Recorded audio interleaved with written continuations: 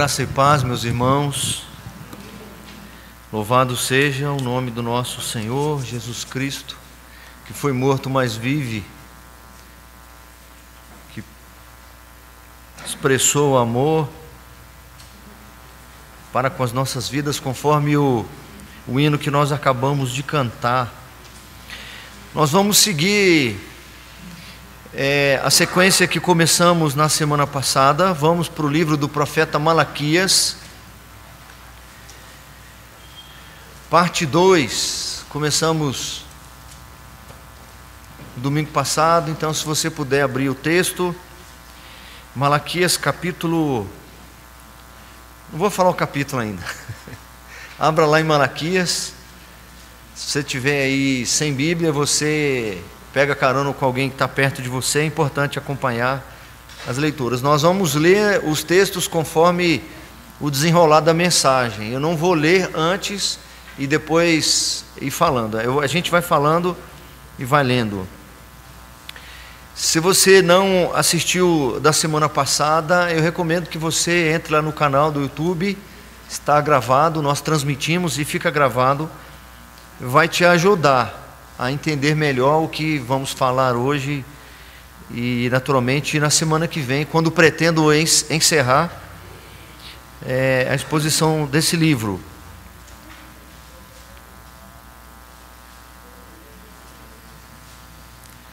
Preciso só fazer uma relembrança rápida para nós nos sintonizarmos um pouco melhor. Eu venho pregando aí nos profetas menores, acho que já preguei nos 4 livros dos profetas menores, se não me falha a memória, e vale o destaque de que Malaquias tem algumas distinções em relação aos demais. A maior parte dos profetas, tanto os profetas menores como até aqueles livros chamados dos profetas maiores, tanto o profeta quanto o povo vivem em muitas inquietações e mudanças, muita efervescência política, econômica, militar e etc.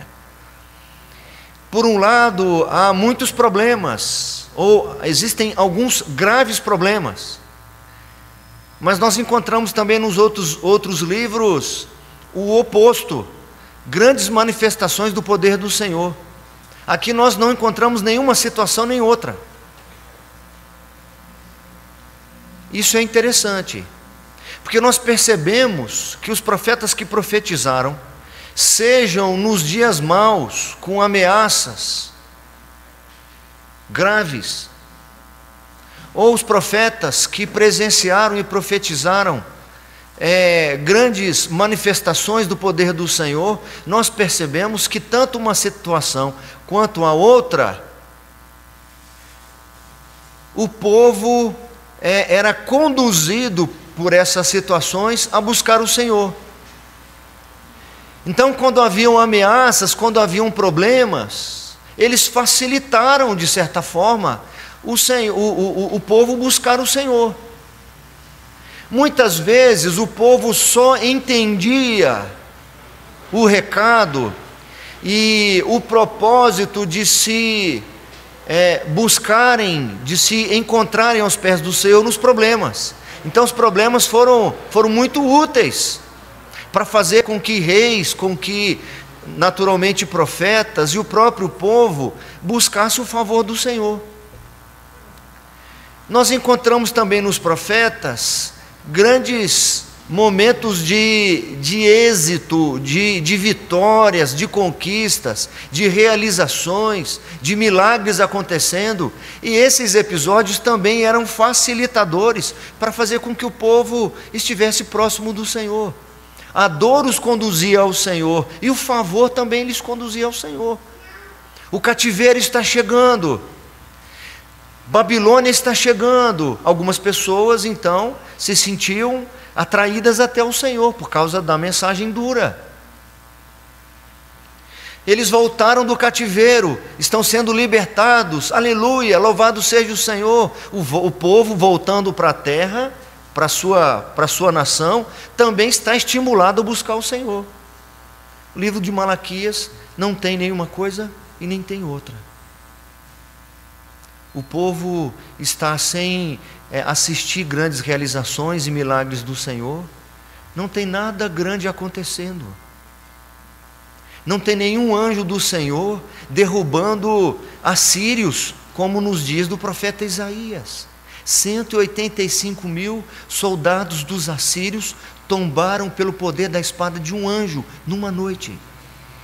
Aqueles milhares de soldados como gafanhotos, acampados nas portas de Judá e de Jerusalém, 185 foram tombados.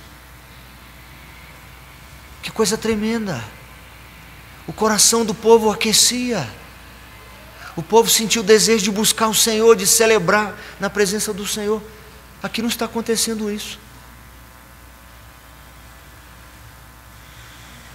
Malaquias e seus contemporâneos viveram em um período de espera, em que aparentemente nada de Deus parecia estar acontecendo.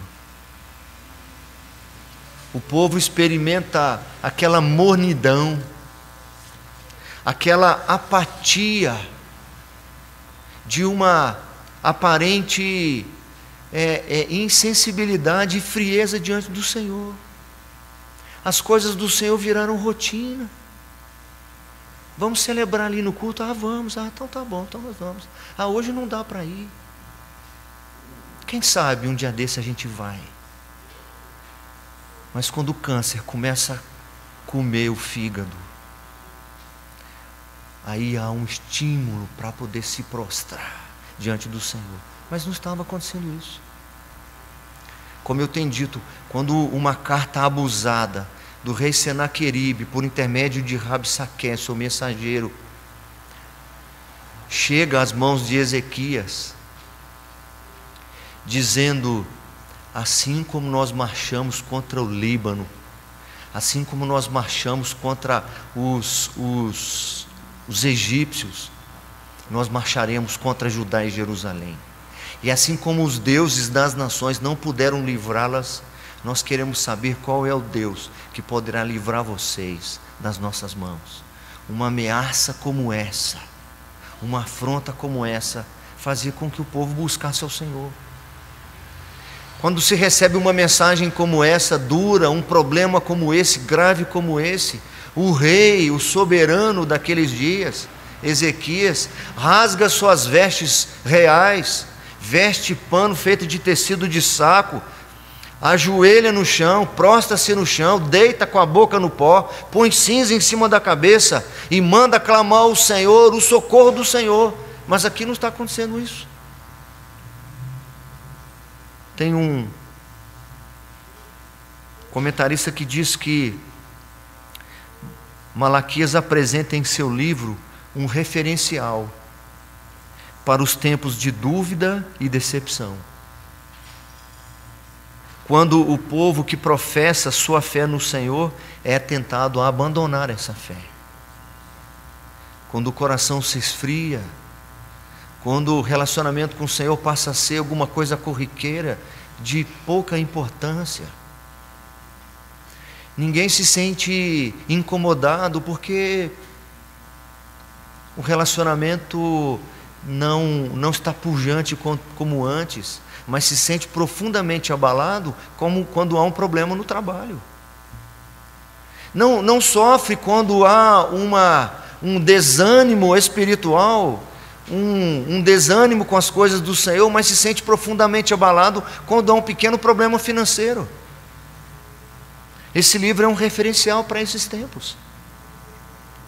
O ministério do profeta, seguindo aqui o comentarista, o ministério do profeta é o de acender a chama da fé em um povo de coração insensível, lembrando-os do amor de Deus, conforme nós já vimos aqui na semana passada. Tem o propósito de restabelecer a aliança e o relacionamento com o Senhor, de trazer de volta o povo a estar em comunhão íntima com o Senhor, mesmo se não houver nenhum problema grave, mesmo se não houver nenhum milagre acontecendo, não tem ninguém sendo ressuscitado, mas o coração precisa estar aquecido na presença do Senhor.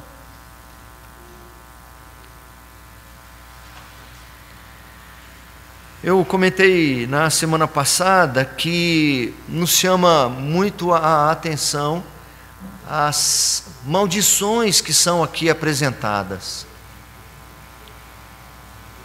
Porque o profeta se utiliza de um recurso, ou é instrumento de um recurso muito interessante. Como que o livro, como que o profeta se torna então o referencial para esses tempos de dúvida e decepção? Como que o Senhor faz isso através do profeta? Como o Senhor chama a atenção do povo?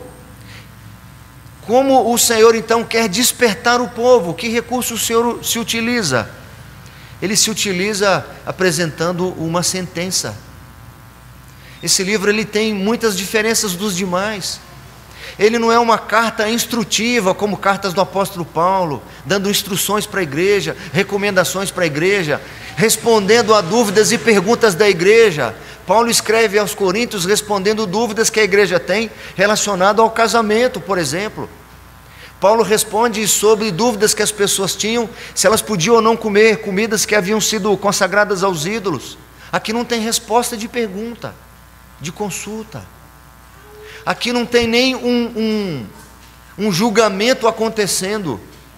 Aqui o julgamento já acabou. Aqui a sentença vai ser pronunciada. E o ar solene desse livro é um grande instrumento para chamar a atenção do povo,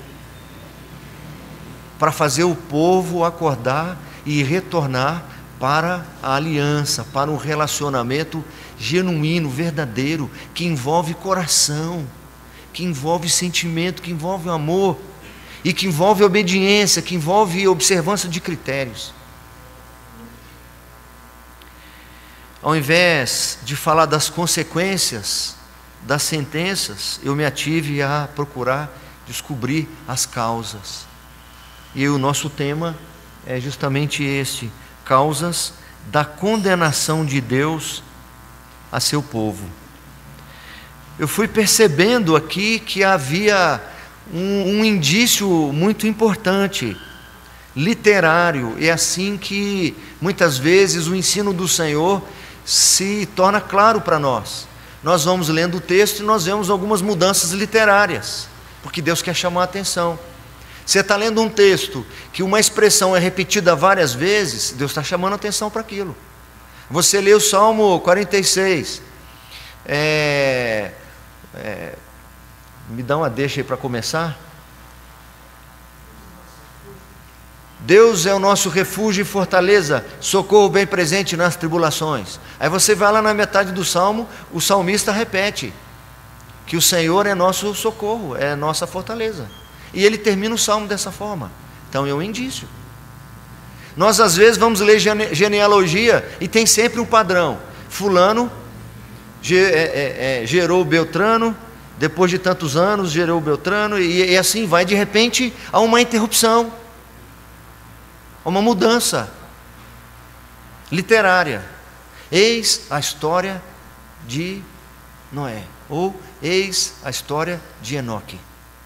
Mudou, tem alguma coisa chamando a atenção. Aqui também teve algo que chamou a atenção. O Senhor, em alguns momentos, faz afirmações em relação ao povo e à conduta do povo. E o Senhor mesmo apresenta qual que é a desculpa ou a justificativa que o povo tem feito. E eu descobri que cada um desses momentos indica para nós as causas da condenação do povo. Por exemplo, nós vimos na semana passada, aí no capítulo 1, diz assim: eu vos tenho amado, diz o Senhor, eu vos tenho amado. Mas vós dizeis, em que nos tens amado? E eu descobri que o Senhor está aqui repreendendo a insensibilidade. Nós vimos isso já semana passada.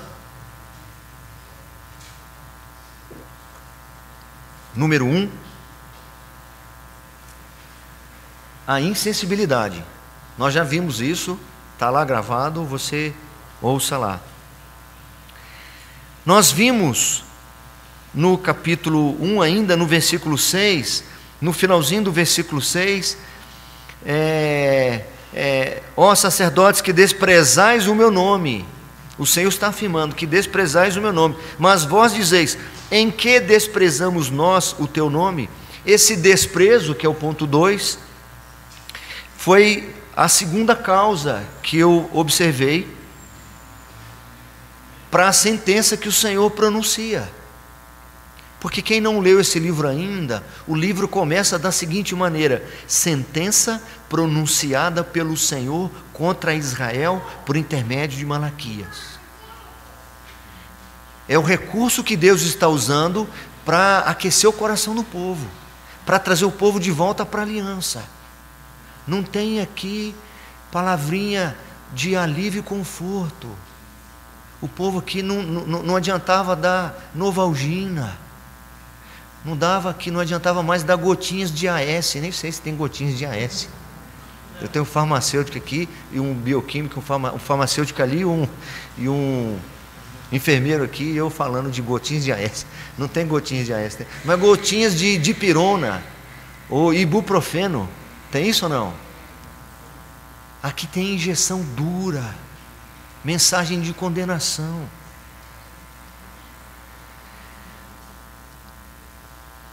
Aí no capítulo 2, versículo 17, tem o que nós ainda não vimos na semana passada. Vamos ler o capítulo 2, versículo 17, vamos ler juntos. Enfadais o Senhor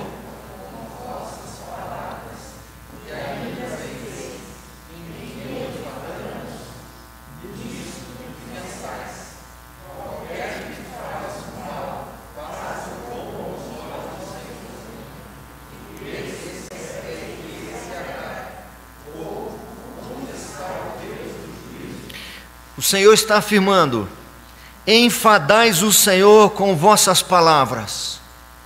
Há algo gravíssimo nas palavras desse povo, no pensamento desse povo, na conduta desse povo, que tem enfadado o Senhor. O que será? O versículo traz alguns indícios para nós. E ainda dizeis, em que o enfadamos, nisto que pensais. Então não é só no que eles falam, mas é também no que eles pensam, e é na conduta deles. Nisto que pensais, 2 pontos. O que eles pensam? O que eles falam? O que esse povo tem feito, que tem enfadado o Senhor, que tem entristecido, que tem ofendido o Senhor? Diz o texto: qualquer que faz o mal passa por bom aos olhos do Senhor. É isso que o povo pensa a meu respeito. Vocês se dizem se relacionar comigo, se dizem andar comigo, se dizem ser o povo da aliança, se dizem serem meus servos, meus seguidores, mas olha o que vocês pensam a meu respeito. O seguinte: qualquer que passa por bom, qualquer que faz o mal, é tido como bom pelo Senhor.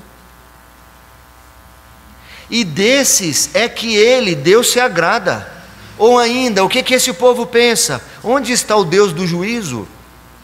Numa leitura só desse versículo, eu não consegui chegar a uma conclusão. Mas quando eu li os versículos anteriores, eu descobri que o que o Senhor está condenando aqui é a deslealdade. Esse povo está sendo desleal comigo.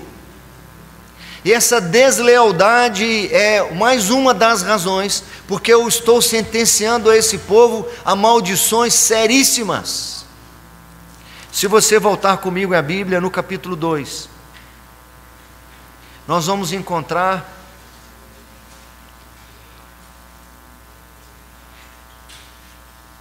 a prova que estou dizendo. Só uma observação antes.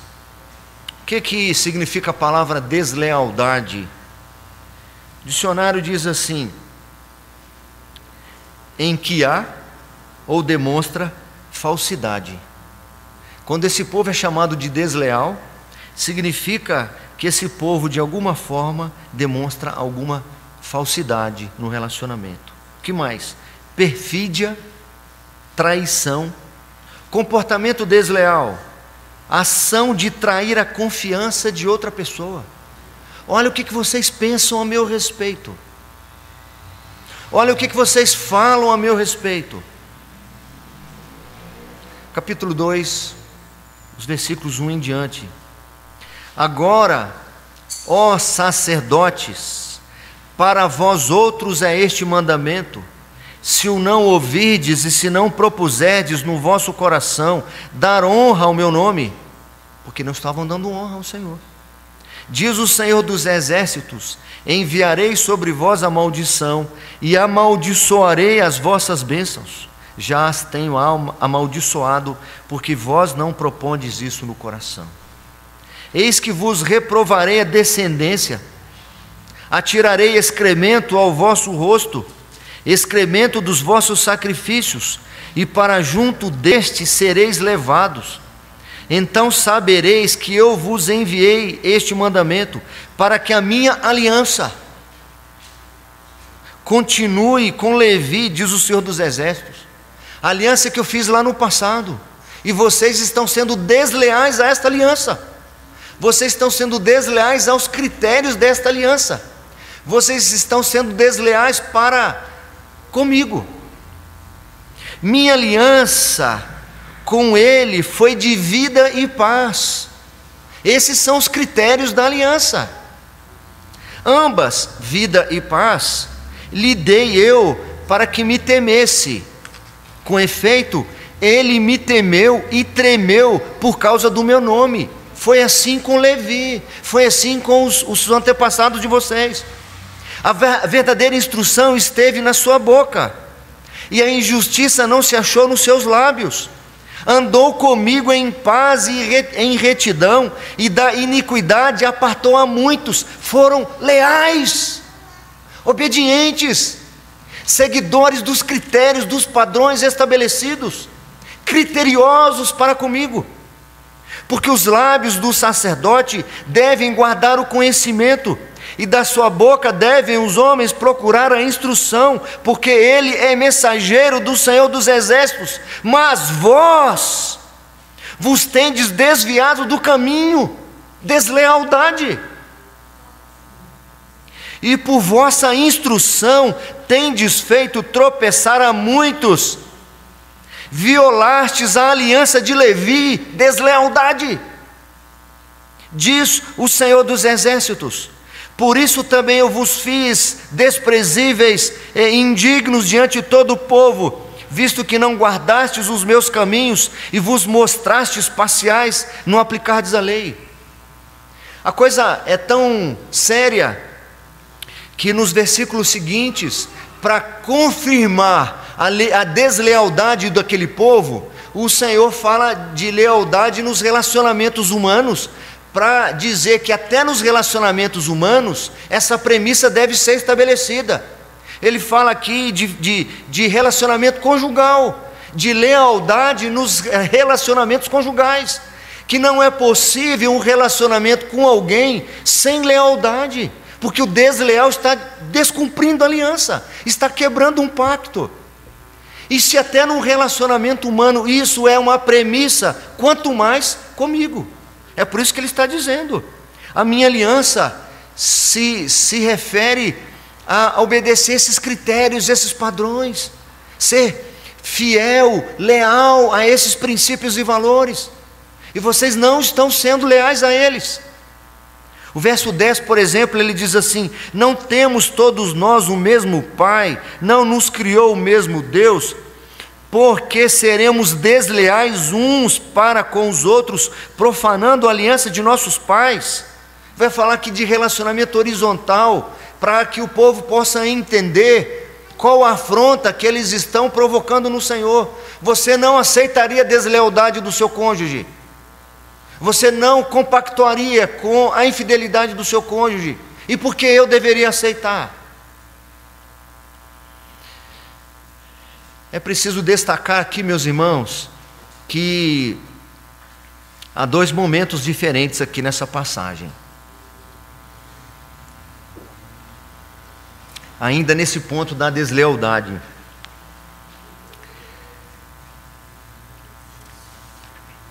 Há palavras nesse trecho que nós lemos, que eu li, vocês acompanharam, do capítulo 2, de 1 a 9, palavras muito duras para a liderança. Aqui, nesse período, é simbolizada no sacerdote. Mas se esta mensagem é para Israel, é para o povo de Deus, e não o Israel etnia, as tribos do norte, porque na realidade aqui a tribo de Judá é o povo do sul. Quem conhece um pouco já de história bíblica sabe do reino do norte, com as 10 tribos, o reino do sul, com a tribo de Judá e Benjamim, certo? O Senhor não está falando aqui por uma questão geopolítica. Ele está chamando Judá de Israel. Sentença, lá no início, pronunciada pelo Senhor contra Israel, contra o Israel de Deus. Quando ele fala aqui para a liderança, está falando para a liderança do Israel de Deus. É uma palavra dura para nós que lideramos a igreja. Que seria muito mais fácil não falar isso aqui. Nos lugares onde a liderança quer ser obedecida a todo custo, e que se auto-impõe até como ditadores e opressores, como se fosse o próprio Deus falando, e por isso eles são inquestionáveis, essas coisas não devem ser ensinadas. Porque quando nós ensinamos essas coisas, nós despertamos o povo para ter senso, critério de avaliação, senso crítico. Capítulo 2, aí no versículo 8, diz que quando o sacerdote instrui o povo com mentiras, não precisamos reler não. Quando o líder, quando o profeta, quando o pregador, quando o pastor, quando o presbítero não instrui o que é certo, quando essa liderança não abomina a maldade, quando não abomina a iniquidade, quando não exerce o seu desempenho, não desempenha o seu ministério de maneira justa, íntegra, quando ele não afasta o povo da injustiça, mas, ao contrário disso, por suas ações, por seus ensinos, induz muitos a erros abomináveis, e estão com isso sendo desleais diante do Senhor, violando o pacto, violando a aliança, eles recebem do Senhor palavras duríssimas. E ao menos 3 coisas podem acontecer com a liderança que não é leal ao Senhor, íntegro diante da palavra do Senhor, que não se preocupe ou se ocupe em ter o favor das pessoas, mas sua prioridade é ser leal ao Senhor, aos princípios, aos ensinos do Senhor. Quando não há essa lealdade, pelo menos 3 coisas podem acontecer. A primeira delas, nós vimos aí no capítulo 2, verso 2, que a bênção desse líder é transformada em maldição. Seus ensinos, que aparentemente são para instruir, destroem. Seus conselhos, que são para edificar, destroem. Suas pregações, seus exemplos, ao invés de abençoar, são maldição. Segunda consequência, o verso 3, sua descendência é reprovada, eis que vos reprovarei a descendência. Eu vou reprovar a descendência de vocês. Atirarei excremento ao vosso rosto, excremento dos vossos sacrifícios, e para junto destes sereis levados. E uma terceira consequência, está lá no verso 9: se tornarão desprezíveis. Por isso também eu vos fiz desprezíveis e indignos diante de todo o povo, visto que não guardastes os meus caminhos e vos mostrastes parciais no aplicardes a lei. É muito sério isso. Seus filhos estão em jogo se você for desleal aos critérios e os preceitos do Senhor. Não ceda, pastor, não ceda, presbítero, no ensino correto, em repreender a injustiça. Não ceda à pressão da maioria, não ceda ao apetite e às paixões das pessoas, aquilo que pode lhe dar algum afago, um tapinho nas costas, alguma popularidade e aceitação das pessoas. Não troque o direito de primogenitura por um prato de lentilhas. Não troque o privilégio da honra, da presença, da companhia, da aliança com o Senhor. Agora, ó sacerdotes, para vós outros é este mandamento: se não o ouvirdes e se não propuserdes no vosso coração dar honra ao meu nome. E como que o Senhor era honrado? Na lealdade desse povo, no zelo, no cumprimento das exigências do Senhor. Mas a maioria pode pensar assim: isso aí é específico, pastor, o senhor não precisava nem falar conosco. Talvez na reunião do conselho seria interessante, porque isso tem a ver com a liderança da igreja. Mas há também nesse mesmo trecho palavras seríssimas em relação ao povo, daqueles que não avaliam o que tem ouvido e de quem tem ouvido. Não adianta dizer o seguinte: o sujeito está ensinando o que não é tão correto assim na Bíblia, mas ele vai se ver com Deus depois. Não dá para lavar as mãos e se sentir isento, porque o Senhor há de responsabilizar aqueles que seguem pessoas ao invés de seguir o Senhor, que por outro lado também negociam, são desleais ao Senhor para serem leais a pessoas. De quem o povo tem recebido as bênçãos? Que tipo de gente? Que tipo de vida? Isto é altamente relevante, pois a tal bênção desses líderes estão sendo transformadas em maldição. Você pode até num primeiro momento achar que aquele conselho ajudou o seu casamento, e ajudou mesmo. Você pode até achar e perceber e descobrir que aquela oração de fato foi atendida de certa forma, e aquele problema de saúde melhorou.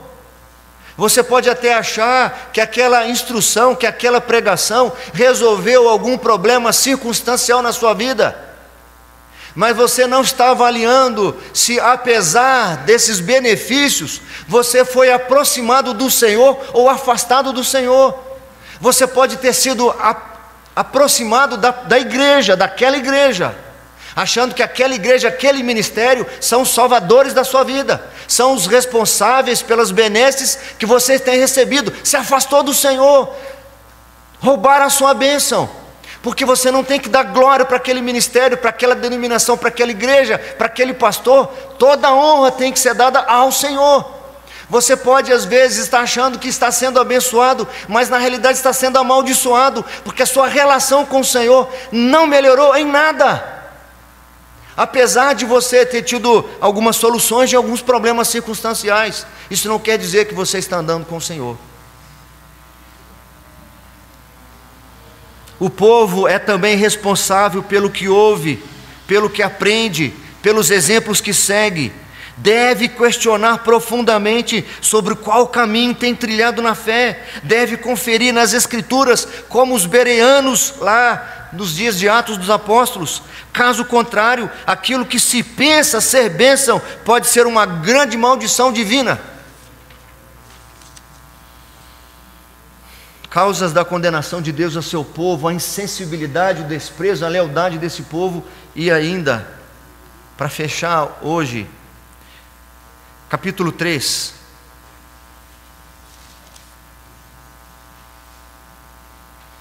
verso 7. se você gosta de marcar na Bíblia, só para você ter uma ideia, eu marquei algumas expressões aqui que confirmam a minha tese de deslealdade. Lá no 2,14 diz assim: e perguntais por quê? Porque o Senhor foi testemunha da aliança entre ti e a mulher da tua mocidade, com a qual tu foste desleal. O assunto aqui é deslealdade. E assim, eu marquei aqui, palavras, sinônimos que indicam o capítulo 2 todo, o Senhor condenando a deslealdade. Capítulo 3, versículo 7. Vamos ler juntos, se você tem aí, 3, 7. Desde os dias de vossos pais,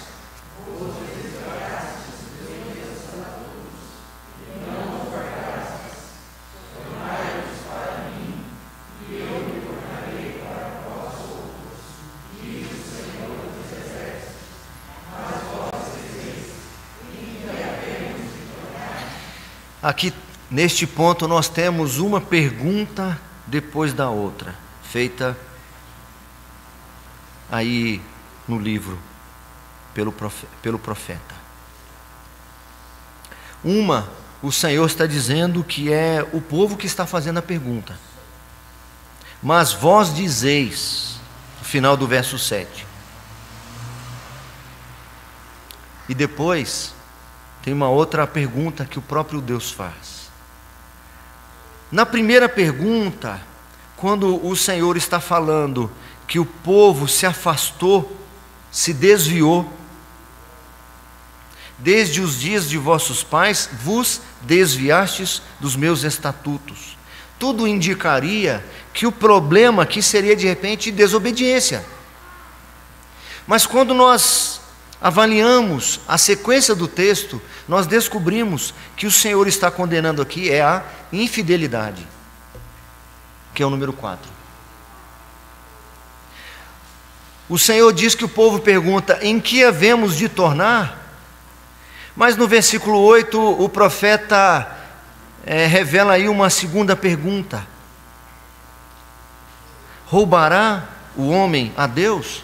O que tem vocês se desviarem ou se afastarem de mim? Ou o que tem a ver vocês voltarem para mim com me roubar? Tem tudo a ver. E a resposta, que deveria ser um grande não, roubará o homem a Deus, deveria ser um grande não. Não, Senhor, absolutamente, Senhor. Eu não encontrei nenhum dos teus pertences para que eu pudesse roubá-lo.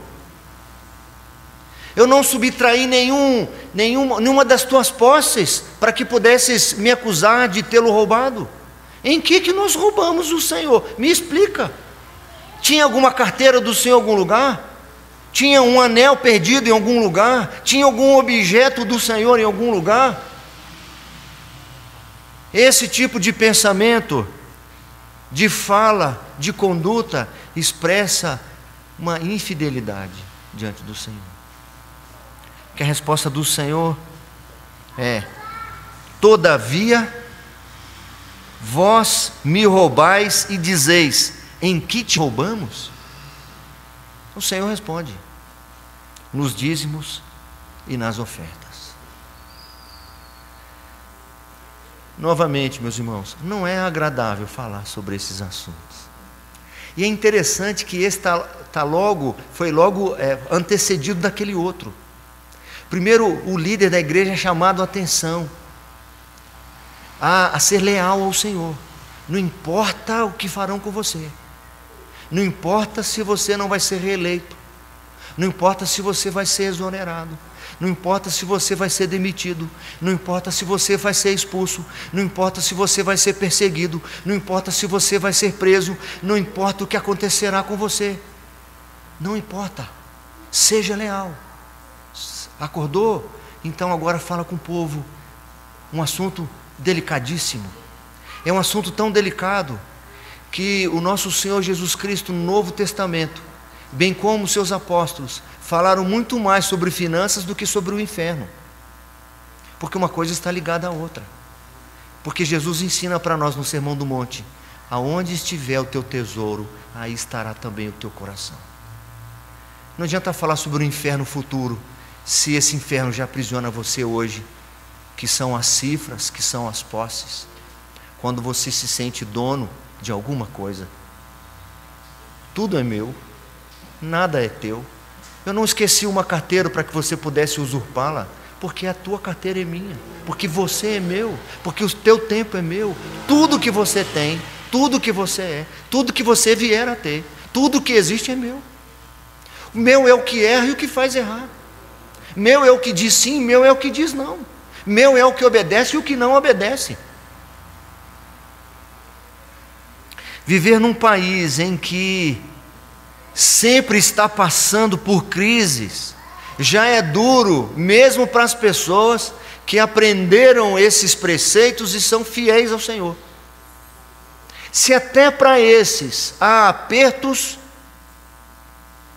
há desafios, há aflições, mesmo para esse que é fiel, que segue esses preceitos do Senhor, não há imunidade contra o desemprego, contra a fome, contra necessidades humanas e circunstanciais. Todos estamos sujeitos. Imaginem para aqueles que não são fiéis. Já há dificuldades impostas em uma sociedade injusta como a nossa, não equalitária. 3% da população detém mais da metade das riquezas do país. Quanto mais duro é para aqueles que estão sob a condenação do Senhor. O verso 9 diz para nós qual que é a consequência dessa maldição ou dessa infidelidade. Verso 9, vamos ler juntos, se você tem aí. Com maldição sois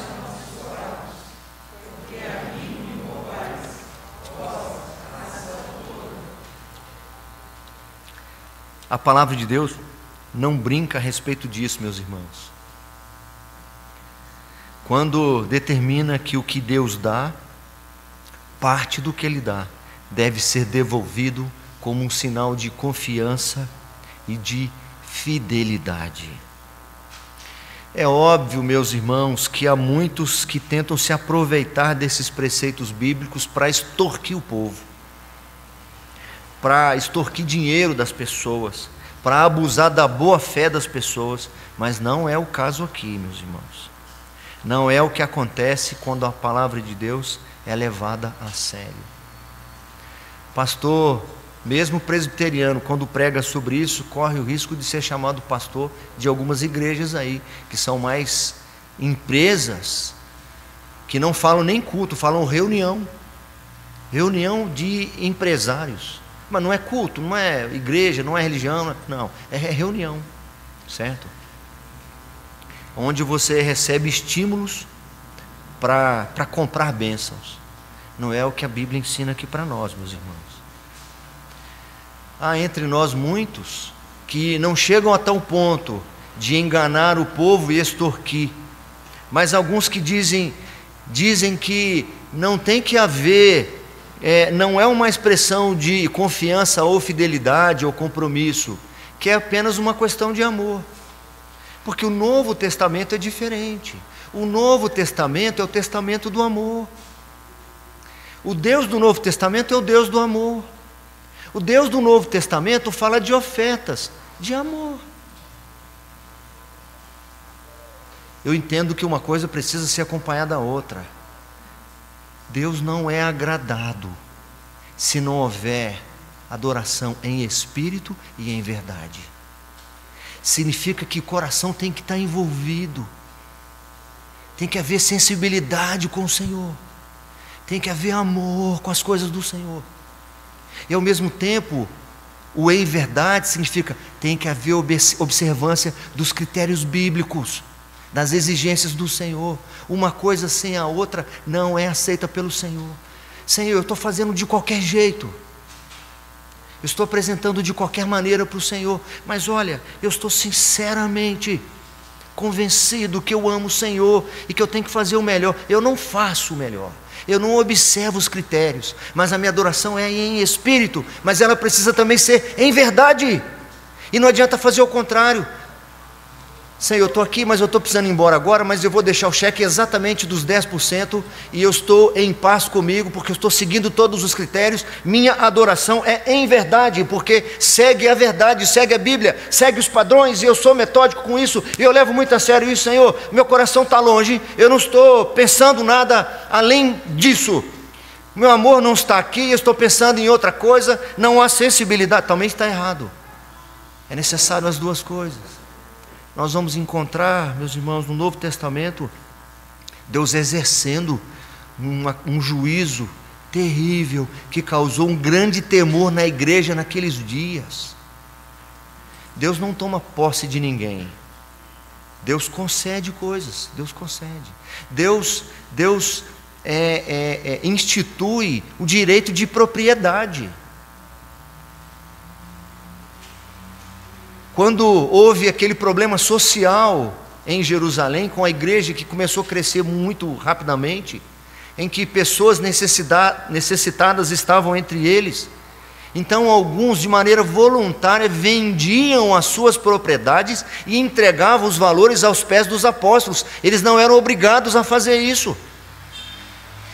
Teve um sujeito chamado Ananias que pensou: eu vou vender também a minha propriedade para eu ficar bem na fita, para eu ser tido como uma pessoa generosa, fiel ao Senhor, e eu vou me comprometer a entregar tudo, mas eu não vou entregar tudo. Ele combinou com a esposa entregar uma parte do todo.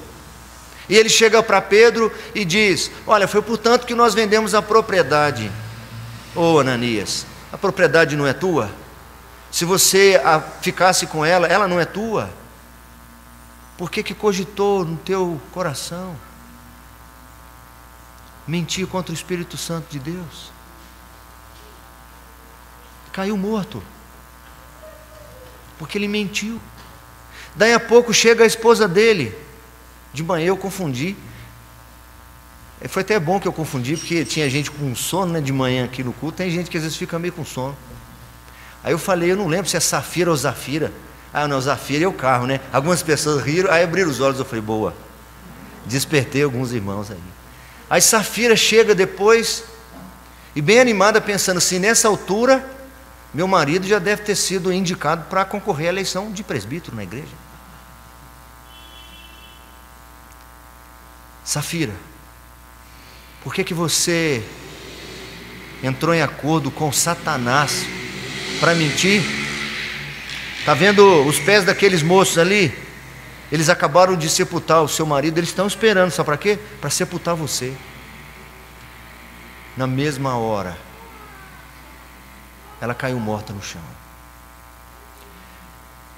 Por que a Bíblia ensina isso para nós? Porque quando Deus diz sobre dízimo, 10%, Ele não está falando que é 5%. Ele não está falando que é 8%. Ele também não está falando que é 20%, que é 10%. É o critério.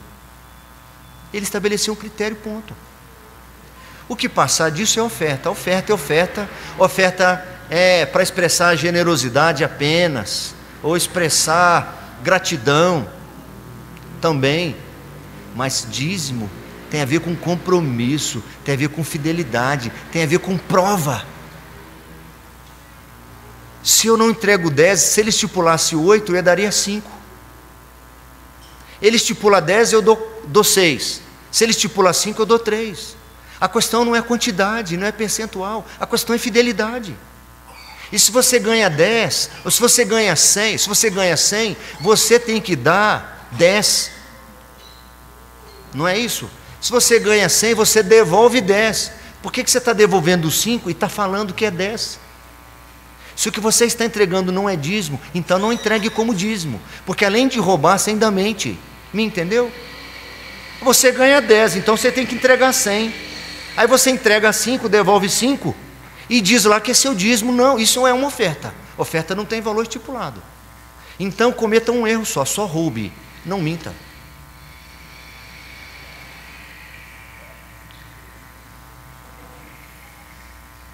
há algo importante a esclarecer.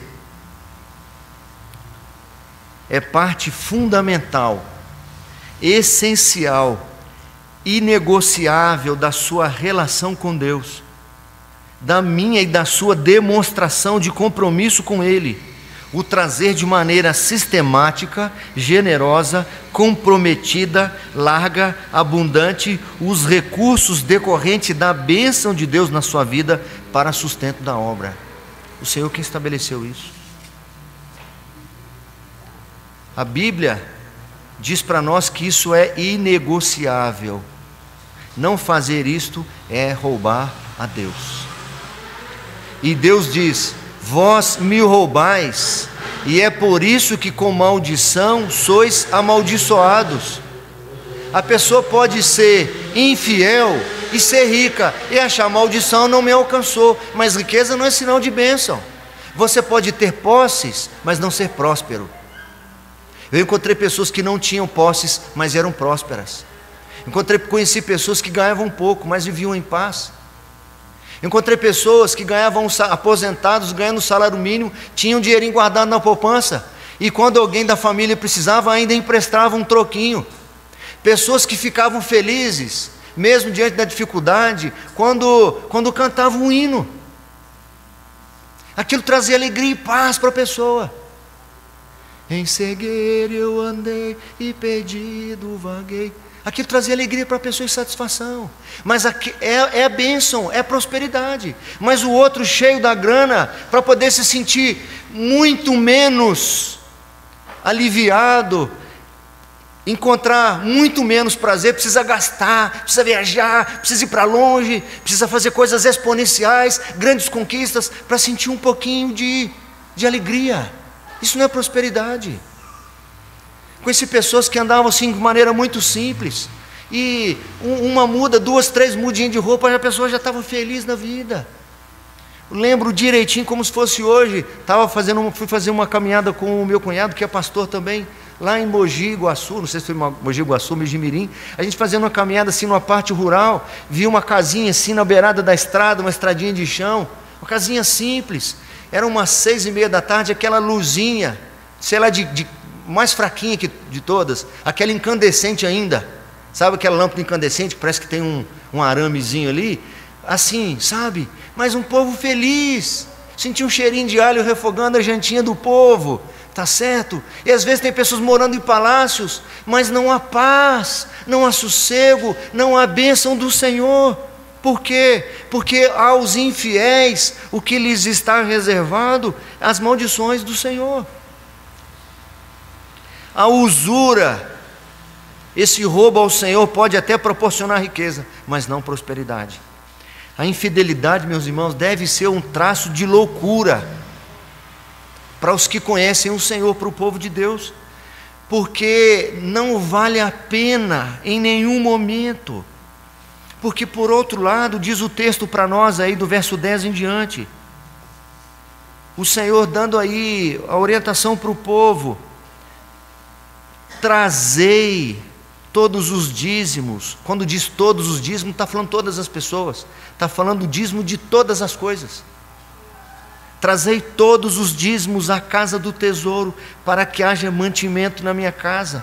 E provai-me nisto, diz o Senhor dos Exércitos, se eu não vos abrir as janelas do céu e não derramar sobre vós bênção sem medida. Por vossa causa repreenderei o devorador, para que não vos consuma o fruto da terra. A vossa vide no campo não será estéril, diz o Senhor dos Exércitos. Todas as nações vos chamarão felizes, porque vós sereis uma terra deleitosa, diz o Senhor dos Exércitos.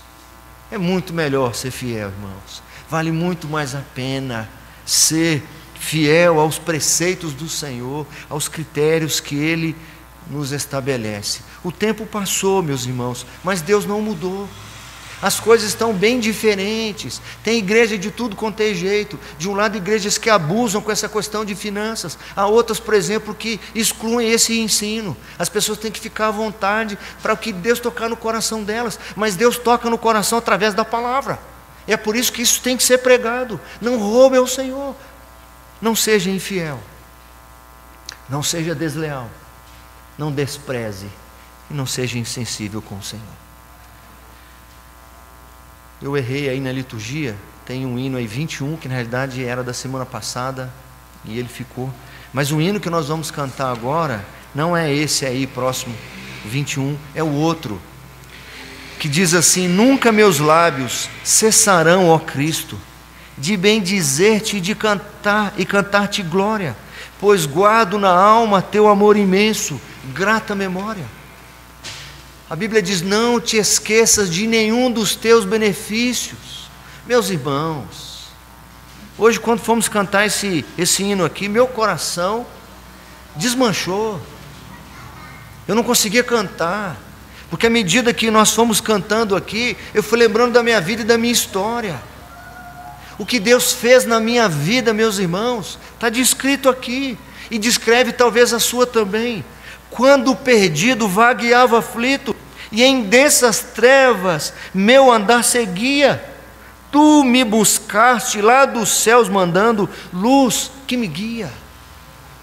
O Senhor operou na minha vida, meus irmãos, de maneira tão milagrosa, que ainda que Ele diga muitos nãos às minhas petições daqui para frente, eu não posso dizer, eu não posso agir, eu não posso ser aquilo que nós mostramos ali. Eu não posso ser insensível ao grande amor do Senhor para comigo. Eu não posso desprezar a companhia, a presença do Senhor. Pelo contrário, eu preciso ter prazer no Senhor. Eu preciso realinhar aquilo que me dá prazer. Eu não posso ter desprazer ou desprezo pelo Senhor, pelas coisas do Senhor, pelo tempo dedicado às coisas do Senhor, pelo meu trabalho na casa e na causa do Senhor. Como é muito mais fácil ter prazer com qualquer outra coisa. Não posso ser desleal ao Senhor, aquilo que eu prego, aquilo que eu ouço, os critérios que o Senhor estabeleceu para ser adorado. Não posso ser infiel ao Senhor. Eu preciso ter minha mente clara e a lembrança sempre presente de que Deus nos abençoou de maneira tremenda, meus irmãos. Quando o oprimido por um mundano jugo, em maus caminhos eu me angustiava, deu-me descanso tua voz tão terna que me chamava. De manhã eu fiz aqui um desafio para o povo, ouvindo alguns irmãos, avaliando as circunstâncias atuais. Eu fiz aqui um desafio de manhã. Nós não vamos ter o estudo bíblico na quarta-feira, nós vamos ter o culto de ação de graças na quinta-feira. É uma comemoração que foi importada, e essa é uma das boas que foram importadas. O Halloween tem a mesma fonte, né? A América do Norte, mas ela não é uma boa cerimônia para nós, mas ação de graças sim. Os nossos irmãos que colonizaram os Estados Unidos, os pioneiros, puritanos, presbiterianos, congregacionais, o povo crente do Senhor daqueles dias, enfrentando várias dificuldades, intempéries, de frios, de mercenários, etc, etc. Quando eles tinham a colheita, eles pegavam parte da colheita e se juntavam para celebrar num culto ao Senhor, compartilhando uns com os outros. Quem colheu feijão compartilhava com quem tinha colhido milho, e quem colheu milho compartilhava com quem tinha plantado e colhido feijão, e assim as pessoas voltavam para casa abençoadas, como demonstração da gratidão. Esse ano nós não vamos poder fazer uma mesa bonita, com frutas, com alimentos para nós mesmos, mas nós vamos fazer o seguinte: traga a sua oferta, seja financeira, uma oferta especial de gratidão, ou traga um gênero alimentar não perecível. Vamos montar algumas cestas, vamos levar para algumas pessoas que ainda sofrem com os dramas da calamidade que a gente está vivendo. Não vai ser para nós, vai ser para os necessitados. Eu fiz essa avaliação rápida de manhã, meus irmãos. Além das bênçãos espirituais nas regiões celestes, os livramentos, as proteções, a salvação, a palavra de Deus pregada aqui no nosso meio, a nossa igreja, o Espírito Santo, a vida eterna. Vamos avaliar do ponto de vista humano e material como Deus tem nos abençoado, irmãos. Quantas pessoas, quantos milhares, quantos milhões de brasileiros perderam o emprego? Não nos alcançou esse problema. Pelo contrário, tem pessoas na igreja que nesse período começaram a trabalhar. Quantas pessoas foram infectadas por esse vírus, entubadas e morreram? Nós não tivemos nenhum membro da igreja, não perdemos nenhum membro da igreja para esse vírus, a não ser que eu não saiba. Tem familiares que se contaminaram, tem alguns parentes até que faleceram, mas nem tem nenhum membro desta igreja que eu tenha conhecimento que faleceu. Nós somos abençoados. Igrejas de portas fechadas até hoje, a nossa aberta já há alguns meses. Igrejas diminuindo as suas arrecadações, a nossa aumentou. Igrejas perdendo membros, nós recebemos 24 membros novos nesse ano. Fizemos reformas, construções. Estamos plantando a congregação, estamos com os compromissos em dia. Vamos expressar nossa gratidão. E eu falei de manhã, não traz sal. Eu fui fazer isso uma vez na igreja, e quando a gente foi juntar os mantimentos, tinha lá um pouquinho de arroz, um pouquinho de feijão, um ou outro macarrão, e tinha uns 20 quilos de sal. Mas é muito, né? É muito sal. É muito sal para pouca gente, certo? Não deixa o sal não. O sal a gente compra com oferta financeira. Mas traz o óleo, o arroz ou o feijão, o que você puder, o que tiver disponível na sua despensa. Pode ter certeza absoluta que essa generosidade é bênção. É bênção poder servir, é bênção poder compartilhar, certo? Compartilhei hoje de manhã aqui alguns poucos exemplos que nós tivemos. Contei acho que um só, de uma família que nós ajudamos, não é da nossa igreja, nem é conhecido nosso. O presbítero N foi testemunha. Uma irmã da igreja pediu para que nós orássemos, pediu para mim, mandou uma mensagem, pedindo para que orasse por uma família, o avô, né, com a avó, a filha casada, 5 netos, o genro desempregado, uma situação difícil. Ele estava desempregado por causa da pandemia, aquela situação. Eu respondi, vou orar, vou pedir no grupo da igreja a oração. Mas será que eles não precisam de uma cesta? Em poucos minutos ela respondeu, claro que precisam, pastor. É óbvio. Eu falei, eles têm como vir buscar na igreja? Tem sim, eles vão conseguir uma carona para vir buscar. Vieram lá de Sorocaba. Nós não tínhamos nenhuma pretensão de dar cesta para eles se tornarem membros da igreja. O presbítero N estava comigo quando o avô chegou. Nós demos 2 cestas que estavam aqui para ele. Eu e o presbítero N fomos levar no carro, que um rapaz veio fazer o favor de buscar aqui. Esse senhor de cabeça grisalha, ali na cozinha, chorou, porque nós demos 2 pacotes de arroz para ele, porque era um em cada cesta. Chorou ali na cozinha, irmãos, por causa de uma cesta básica.